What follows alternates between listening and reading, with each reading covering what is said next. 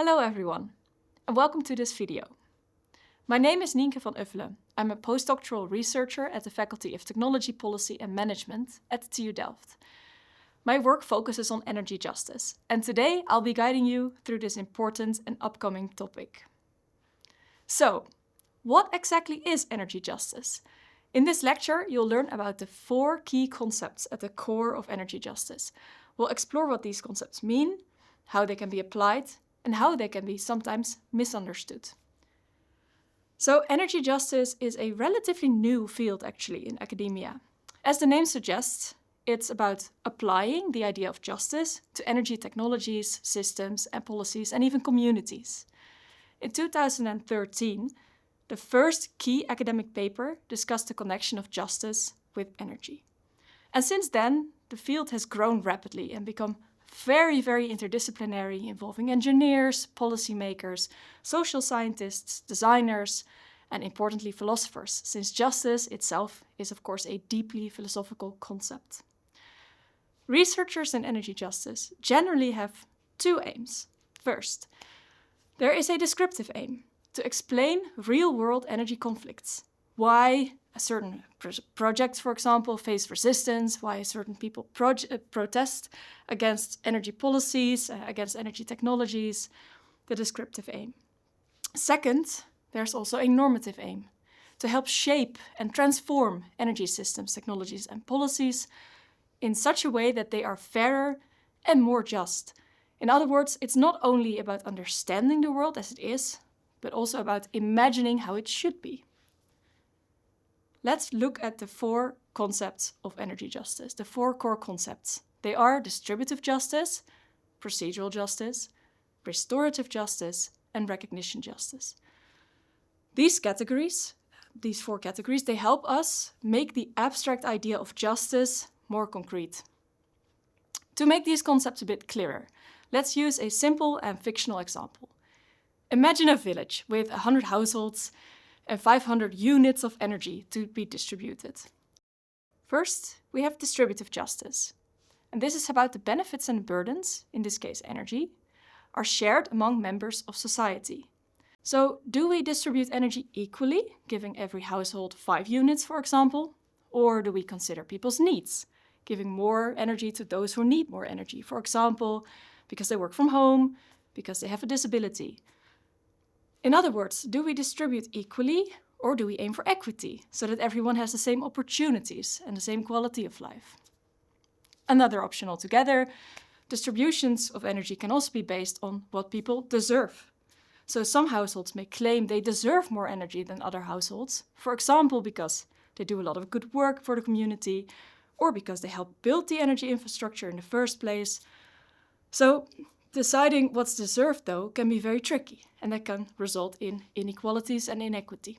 So distributive justice, to sum up, is fundamentally about how we should allocate goods, services, benefits, and burdens, and that includes energy. Second, procedural justice. Procedural justice concerns decision-making processes. How do we decide who gets which amount of energy? Who should be included? And when? And what does a just decision-making procedure mean? Is it first come, first served, market-based, majority rules, consensus? Should experts decide? There are so many possible procedures, and it is not always clear which one is the most just. Third, there is restorative justice. Restorative justice deals with repairing harms or injustices from the past. For example, maybe some homes in our village were damaged during the construction of energy infrastructure. Maybe some households bear more burdens than others because they are closer to the energy source. So should governments restore these harms? And if so, how should they do so? For example, should they apologize? Should they provide compensation? So basically, restorative justice is about restoring past injustices. Fourth, we have recognition justice. And this is not about distributions or decision-making procedures, but it's about cultural injustices. More specifically, it's about social and cultural values, norms, and social relations, because these things can be unjust too, and they can be institutionalized. Think of racism, sexism, ageism. It is not uncommon that in energy spaces, people express that they feel misrecognized. For example, because their identities are devalued, their voices are ignored. For example, in this fictional village, energy infrastructure can be designed in such a way that mostly benefits urban areas, overlooking rural households. And these rural households, they can feel as if they matter less than others. So recognition basically is about institutionalized cultural injustices. Now, let's bust some myths about energy justice. 1. Justice is not about experiences or perceptions. Just because people protest against a wind farm, for example, that doesn't necessarily mean that that wind farm is unjust, because there could be valid reasons for that project, right? So conversely, if a community believes that a project is fair, that doesn't automatically make it just or fair. Justice goes beyond individual experiences. Instead, although it's often applied in fields such as energy and design, social systemic design, it's a central topic in political philosophy.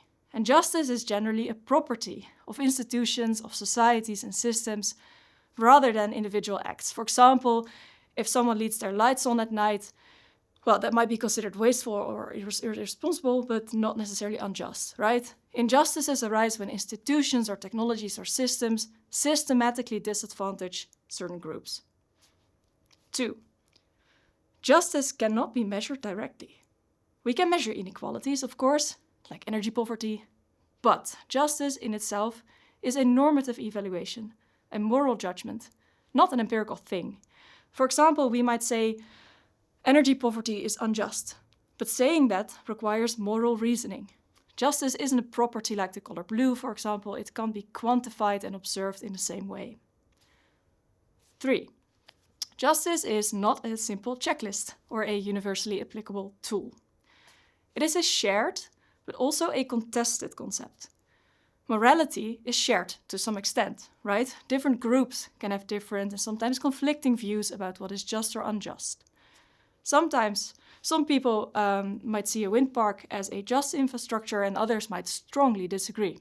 However, this does not mean that justice is entirely relative or subjective, because if that were the case, well, we can never have a meaningful dialogue about energy justice, right? Everyone would just have their own opinions and all of those opinions would be equally valid.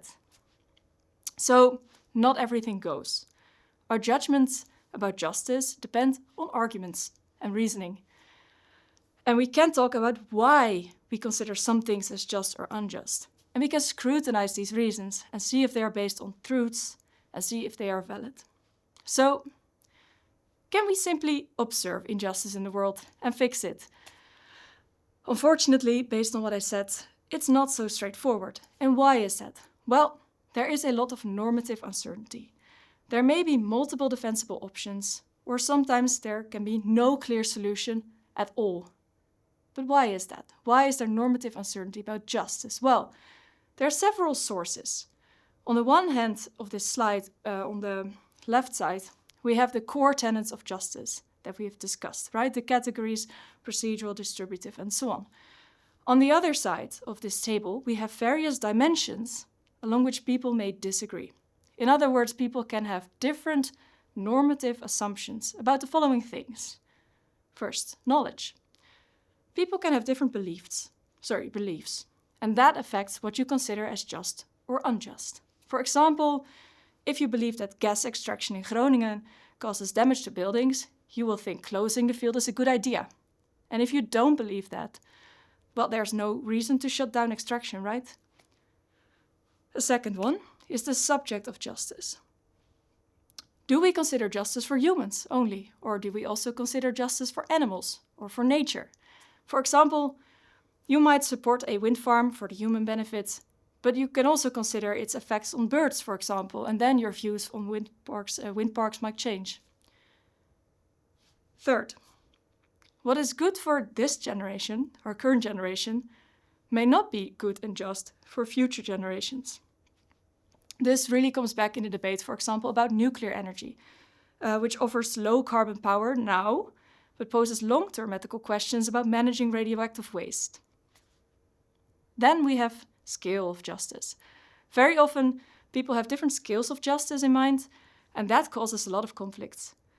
So if you focus on local impacts, you might, for example, oppose an energy project. But if you then look at the national or global impacts of that energy project, you might support it, for example.